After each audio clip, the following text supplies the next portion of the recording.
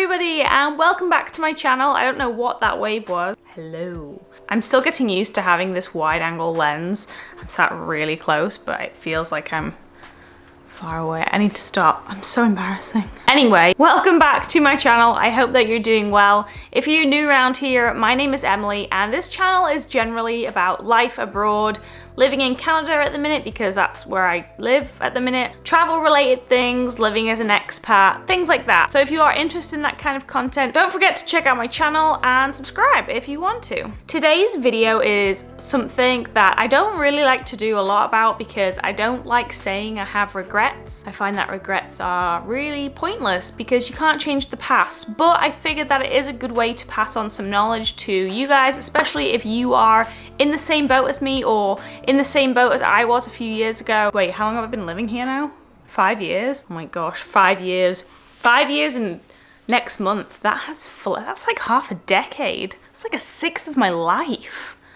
Oh my goodness. Anyway, that's not the point. I figured this video will be really helpful to some of you who are perhaps thinking about moving abroad, or to those of you who already live abroad. I know with the world kind of opening up slowly again after this crazy 16, 17, 18, how long has it been? You see, I'm just losing all track of time. However long it's been when you watch this, as the world opens up again and we can start to travel again, I know a lot of people, especially if you're living abroad, will start to go home. What a novelty that is. I haven't been home in 3 years, so you can bet your life that as soon as I can go home, I will be going to Hawaii. No, I will be going home, but I think it's really important to remember some of these things, especially if you are going home, because what we tend to do when we go home is kind of romanticize the life that we had before, and I will get into that later, but that's why I wanted to make this video. I wanted to make a video about some of my own regrets and some of the most common regrets of expats. And these are definitely more positive regrets in the sense that this will kind of help you remember why you decided to move abroad as opposed to the opposite. So if you are feeling a little bit homesick right now, hopefully this video will help you out. And if you're not quite there yet, then maybe this video will help you out in the future. And if you're not there, then this video is just going to tell you that you made the right decision to move abroad. And if you haven't already moved abroad yet, I would highly consider it if you can, because, you know, as you can tell, it's one of the best decisions I ever made, and I'm a complete advocate for it. Anyway, I don't know what this energy is about today. Let's just get on with the video. I think my biggest regret, especially for moving abroad for myself, is setting myself deadlines. Now, I am somebody who works very well towards deadlines. I'm someone who works really well under pressure. So setting myself deadlines has always been a really productive way to make sure that I get things done. Except for moving abroad isn't really like a job or trying to get things done. So for me, when I moved abroad, I kind of set all of these deadlines as to what I should do by when. The first deadline, ironically, was the fact that I was too old to move abroad when I did. And to put that in perspective, I started the process to move abroad at 23 and moved at 24. And now I'm looking back at that, what the heck was I thinking? It's just craziness. If there's one thing you're gonna take away from this video, you're never too old or too young to start doing the thing that you wanna do. So if you're waiting for this message, let this be it. End of video, that's all you need. Go forth, do your thing. But also the kind of deadlines that I set for myself when I decided to move abroad was how long it should take me, how long I should take to save up, how long I should wait until I moved, how long it should take me to get a job, how long it should take me to find a place to live, to find friends, all of these different things. And if I didn't reach them in the time that I wanted to, I'd get really sad and wonder, what the heck am I doing wrong? Moving abroad is not a step-by-step process. I mean, there is some step-by-step processes, especially when you're dealing with immigration, but generally when you're thinking about moving your whole life and starting all over again in another country, there is no timeline, there's no deadline. So one of my biggest regrets, especially in the early days, was setting myself a deadline because it just added more stress than was needed. Trust me, moving abroad is stressful enough, you don't need the stress, but it is stress that's worth it, so I will stress you that now. On to number 2, friendship expectations. Now this is a classic one for me. I am, as you know, a classic textbook introvert. I really enjoy social interactions and I have a select number of friends that I really love. I'm really bad at making friends as an adult. And as an adult, making friends in general is hard anyway. So for me, I had all these expectations of making friends that just did not happen. Now, I can meet people, no problem. I can talk to them, I can do all that kind of stuff, but actually making a friend When you move abroad and when you move away from your friendship groups and the people that you spent the majority of your life with, you realize how difficult it is to start that again. I think when you're looking into moving abroad, especially if you're looking at specific programs or you're doing things like camp counseling or you're doing a working holiday visa in Australia or New Zealand or the USA, you see all of these pictures of people together and people telling you how they met so many people and they're going to be lifelong friends, and they have all of these pictures and you're like, oh my gosh, as soon as I move abroad, this is what's going to happen to me. Yeah, let me just be the person to burst your bubble. Now, that's not to say that it won't happen to everybody, because I know that there are a few people, especially my very extroverted friends out there, my boyfriend is one of those people, who that will absolutely happen for. I wish I had that, but I don't. I do not. And if you're like me, or you have never had to make friends in your adult life other than your high school friends or your college friends or your university friends, yeah, it's not always as easy. So maybe don't set friendship expectations. I wish that I hadn't. I thought that I was gonna make a whole friendship circle in the first year of being here. That did not happen. It took me around 3 years to actually feel settled when I moved to Toronto, and that's just to feel settled. I had a group of really good friends. I felt like I had local places to go. I kind of built up a home in Toronto. It took me 3 years. 3 years! And then I moved! Like, I don't know what I was thinking. And just to do it all over again here in Victoria. Do not set friendship expectations for yourself. Let it happen naturally. Again, it's stress that you really don't need. So just don't put it out there. Just let it happen, because you know what? Eventually it will. And you have to remember that friendships take time, especially as adults. I mean, people have responsibilities and bills to pay and things like that. Life just gets crazy. But not only for friendship expectations here, but also for friends that you already have from back home. I think when you leave, you expect your friendships to stay the same, and they just don't. They can't. With proximity, things change, and that is okay. Friendships just change, and if they're really good, they're still gonna stick around. So I wish that I didn't worry about that so much, and I wish I didn't put as much pressure on myself as I did to make new friends here. Because honestly, it does just happen in the end, even for a textbook introvert like myself. And if it can happen for me, it can happen for you. On to the next one. This is a classic thing, not only for people moving abroad, but for people in general, and that is thinking that the grass is greener. Now, this goes both ways. I think when you are living in your home country and you think about moving abroad, you're like, wow, it's gonna be amazing, this whole new place. And it is. Honestly, I freaking love living abroad. It's one of the best things I ever did.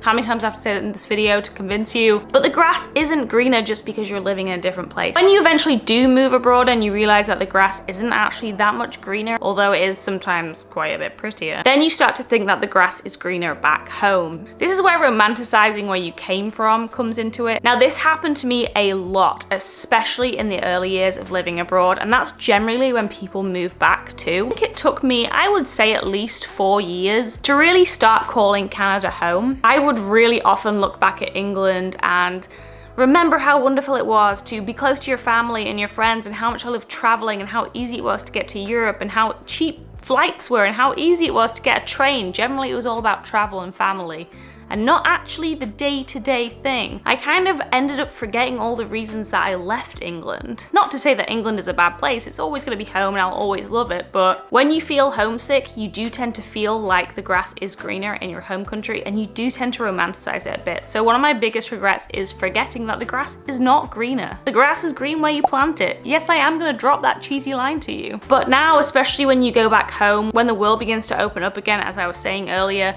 try not to romanticize your home too much, and remember why you chose the country that you live in. The next regret that I had was forgetting that things aren't permanent. Now, I think this goes for both good times and bad times, because again, when you're feeling homesick, like the previous point, it's hard to remember that this feeling isn't forever, and it is just a feeling that's gonna happen now, and it will pass and you will get better. Sometimes it's harder when we're in those low states, when we're away from friends and family, when we're in a different country and kind of the rose-tinted glasses have worn away and that that honeymoon period is over, when you go into those low periods, it's a lot harder to pull yourself out of them when you do live away. But it is really important to remember that feelings are not forever. And that is definitely one of my biggest regrets, was forgetting that. And in the same way, that goes for the good times too. Nothing is permanent. So take in every single moment, enjoy every moment, be present in every moment. Put your phone down, give people your presence, your full attention,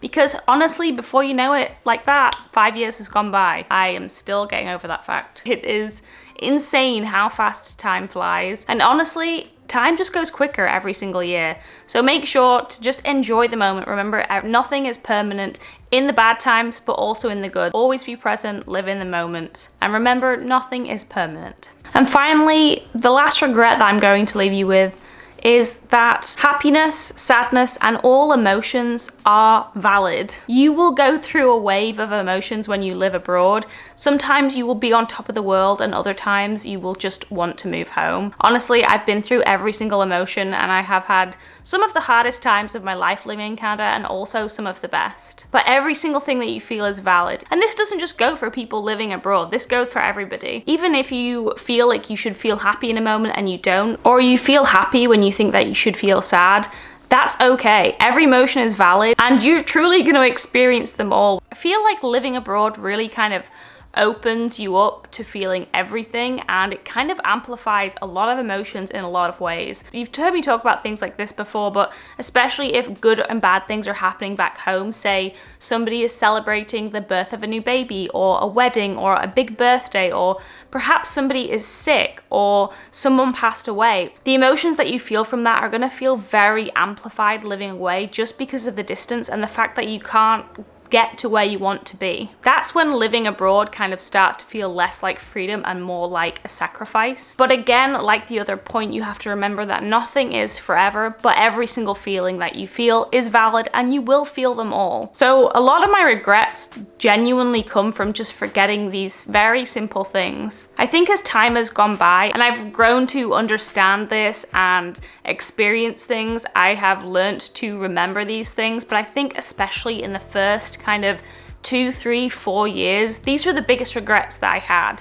So that's really why I wanted to share that with you, because I know especially as the world starts to change back to a kind of more normal, we're gonna feel these feelings, you're gonna feel some of these feelings. Sometimes you're gonna forget why you moved abroad, and I hope that this video helped you remember why you did. I also hope it gave you a bit of clarity in deciding what to do, especially if you're deciding on moving abroad. Obviously, I can talk for hours and hours on how wonderful it is to be able to live abroad, but also there is another side to it, and I will share that with you too, because I think that's only fair. I've had a lot of people reach out to me and thank me for videos, and it's been a very strange experience, because I never thought that me just talking to a camera could ever truly affect anybody else. And the fact that it has made me more want to make sure that I'm speaking the truth to you, and I'm open and honest with you, and I'm showing both the good and the bad sides of moving abroad to enable you to make the right decision for yourself, and also offer a bit of support and virtual friendship as well. Anyway, I hope that you enjoyed this video. I hope that it helped you. I hope that it gave you some clarity. If it did, please don't forget to hit like and subscribe to my channel. I post videos every single week, and likes, comments, and subscriptions really help to push this channel to others that might also be interested. I hope you will stick along for the journey. As I say, I do videos like this every week. Sometimes they are talking videos, sometimes they are vlogs. So if you are into it, I would love to have you along for the journey. And until my next video, I hope you have the most wonderful day. I'll see you again very soon. Bye.